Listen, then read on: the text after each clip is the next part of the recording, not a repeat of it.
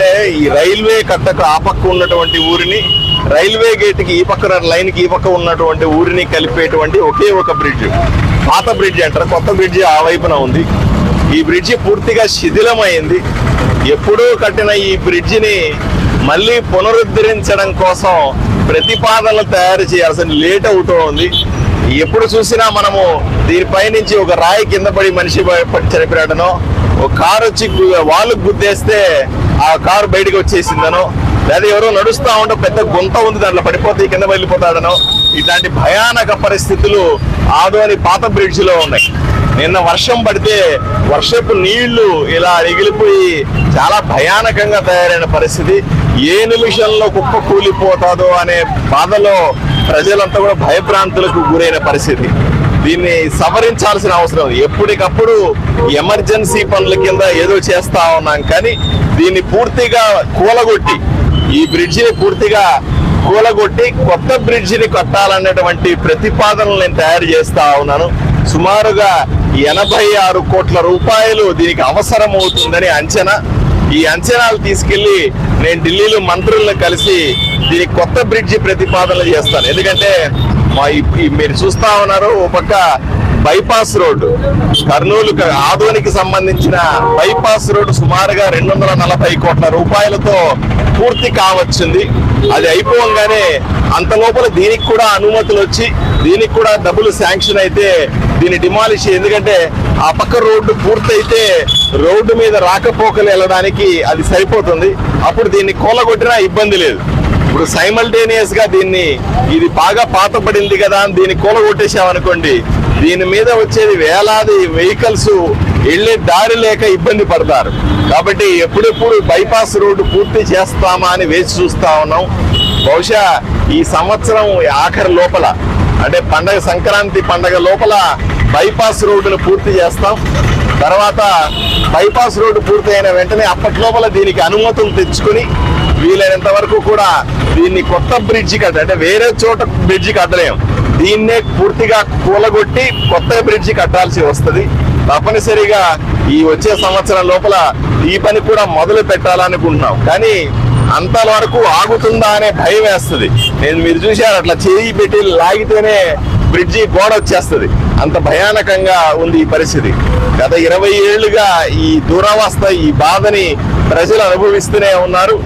తప్పనిసరిగా ఇమీడియట్ గా చేయగలిగినటువంటి ఈ వర్షాకాలం గడవాలి కదా, ఈ వర్షాకాలం గడవడానికి 4-5 నెలలు గడవడానికి దీనికి ఇమీడియట్ గా రిపేర్లు చేస్తాం.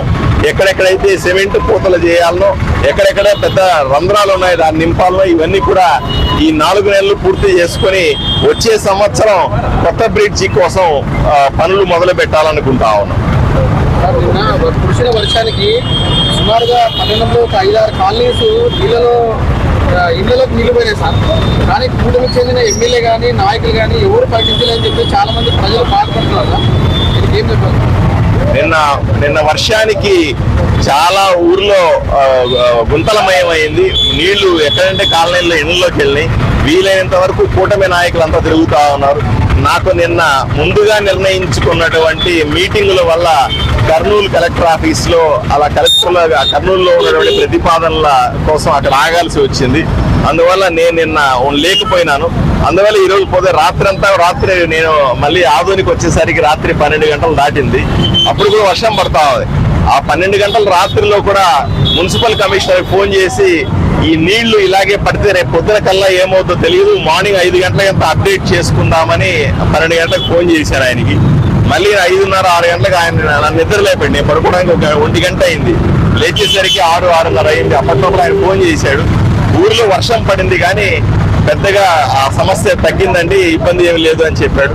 కాబట్టి 10-11 గంటలకు ముఖ్యమైనటువంటి ఆఫీసర్లందరినీ, నేషనల్ హైవేస్ సంబంధించిన ఆఫీసర్లు కానీ, మున్సిపాలిటీకి సంబంధించిన ఇంజనీర్లు కానీ, మిగతా వాళ్ళందరినీ పిలిచి ఒక సమావేశం ఏర్పాటు చేసుకొని ఇప్పుడు ఉన్నటువంటి పరిస్థితిని అంచనా వేసి మళ్ళీ రోడ్ల మీదకి వచ్చాం మేము. ఎందుకంటే ఎక్కడ ఇష్యూ ఉందో ఆఫీసర్లతో పర్సూ చేసుకోవాలి.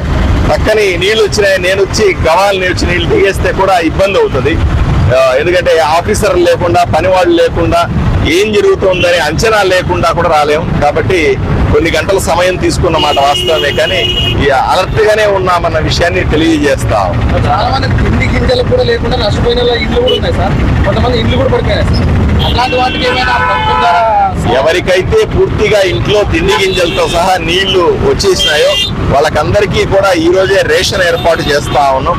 అలాగే వాళ్ళకు అవసరమైనటువంటి సాయాన్ని, ఇళ్లలోకి నీళ్లు చేరినాయి, ఎవరెవరైతే మీకు నేను హెల్ప్ నెంబర్ కూడా ఇచ్చాం, ఆ మున్సిపాలిటీకి ఒకసారి రిపోర్ట్ చేస్తే మా ఇళ్ళ దగ్గర ఇలా ఉందనే పరిస్థితి వస్తే అక్కడికి వచ్చి మున్సిపాలిటీ వర్కర్లు వచ్చి పూడిక తీదంతా చేసి వాళ్ళ ఇల్లు క్లీన్ చేసి ఇచ్చే ఏర్పాట్లు కూడా చేసి ఉన్నాం. అలాగే పూర్తిగా కూలిపోయిన ఇళ్ళు ఉంటే వాటిని మళ్ళీ నిర్మించడానికి ఏమైనా చేయగలమా అని, ఎందుకంటే మున్సిపాలిటీ వైపు నుంచి చేయలేము, హౌసింగ్ ఏఈలతో సహా వాళ్ళతో కూడా సమావేశాన్ని ఏర్పాటు చేసి హౌసింగ్ ఏఈలతో ఆ ఇల్లుని ఏమైనా మళ్ళీ నిర్మించగలమా అని కూడా ఆలోచన చేస్తాం. ఎందుకంటే ఇది ఈ రోజుతో అయిపోదు, ఈ 3 నెలల పాటు విపరీతంగా వర్షాల సూచన కనపడతా ఉంది. సో నేను ఇప్పుడే చూశాను కొన్ని డ్రైనేజీల్లో బ్లాక్ అయి ఉన్నాయి, ఆ డ్రైనేజీల్ని క్లీన్ చేసి ఫస్ట్ మళ్ళీ వర్షం వస్తే ఈ 4 రోజుల్లో వర్షం వస్తుంది అని అంటున్నారు. మళ్ళీ వర్షం వస్తే దానికి సంసిద్ధంగా దాన్ని ఏర్పాట్లు చేసుకోవడానికి ప్రయత్నం చేస్తా ఉన్నాం. ఏది చేయగలమో బెస్ట్ చేయడానికి ప్రయత్నం చేస్తాం. గీతా మార్కెట్ దాదాపు 3 కోట్ల రూపాయలు పంటలు నాశనం అయిపోయినాయి. వైసీపీ కౌన్సిలర్ బాలాజీ ఇచ్చిన నిర్లక్ష్యం వల్ల వాళ్ళు అనుభవిస్తున్నామని చెప్తున్నారు. వాళ్ళకి ఏ రకంగా నష్టపరిహారం చెల్లిస్తారు అడుగుతున్నారు. ఒకసారి చూస్తాను, ఎందుకంటే చాలా మంది నష్టపోయినారు. నిన్న జరిగింది ఇది, రాత్రి నుంచే అలర్ట్ అయినాం అందరూ కూడా. ఈ రోజు ఊర్లో మళ్ళీ నీళ్లు రాకుండా చేసే ఏర్పాట్లు ఈ రోజు చూసుకొని ఈ 2 రోజులు ఈ పని మీద ఉన్న తర్వాత ఎవరెవరైతే నష్టపోయినారో ఈ వర్షాల వల్ల వాళ్ళకి ఏ విధంగా పరిహారం ఇప్పించగలం అని అన్ని అవకాశాలను కూడా ప్రయత్నం చేసి అందరికీ ప్రజలకు న్యాయం చేసే ప్రయత్నం చేస్తాను. అధికారులు ముందస్తు చర్యలు చేపట్టకపోవడమే దీనికి ప్రధాన కారణము అని చెప్పేసి నిన్న ప్రతిపక్ష నాయకులు, మాజీ ఎమ్మెల్యే గారు, కొంతమంది మా వైస్ చైర్మన్ కూడా ఆరోపించారు సార్. అంటే మీరు కూడా ఈరోజు అధికారులు కూడా అధికారులపై ఆగ్రహం వ్యక్తం చేశారు. అంటే అధికారులు పూర్తిగా నిర్లక్ష్యంగా వివరిస్తున్నారంట అసలు మీరు? నిర్లక్ష్యం ఉన్నదా లేదా అని నా ఉద్దేశం కాదు, కానీ ముందు జాగ్రత్తలు తీసుకోవాలనే మాత్రం నిజమే. ముందు జాగ్రత్తలు ఎప్పటికప్పుడు నేను రోడ్డు మీదకి వచ్చి లేదా నాయకులంతా రోడ్డు మీదకి వచ్చి చూసేదాకా ఆఫీసర్లు చూసుకోకపోతే ఎలా? అది కూడా తప్పు కదా. ఇప్పుడు మేము వచ్చి ఆదేశాలు ఇవ్వడమో లేకపోతే ఏదో నాయకుడు ఆరోపణలు, ప్రజలకు కష్టం వచ్చినప్పుడు, ఊరికి కష్టం వచ్చినప్పుడు ఆ రాజకీయ పార్టీ ఈ రాజకీయ పార్టీ అనేది ఏముండదండి. అన్ని పార్టీల వాళ్ళు కూడా ప్రజలకు మంచి చేయాలనే కోరుకునే ఉద్దేశంతో రోడ్ల మీదకి వస్తారు. కాబట్టి తప్పనిసరిగా అధికారులు మరింత బాగా పనిచేయాలనే కోరుకుంటారు ప్రజలందరూ కూడా. తప్పనిసరిగా అధికారుల దగ్గర పని చేయించాల్సిన బాధ్యత కూడా మా అందరి మీద ఉంటది. కాబట్టి సహజంగానే ముందు జాగ్రత్తలు తీసుకోవడంలో మరింత అలర్ట్ గా ఉండాల్సిన అవసరం అయితే ఉంది. నిర్లక్ష్యం పనికిరాదని మాత్రం చెప్తాను.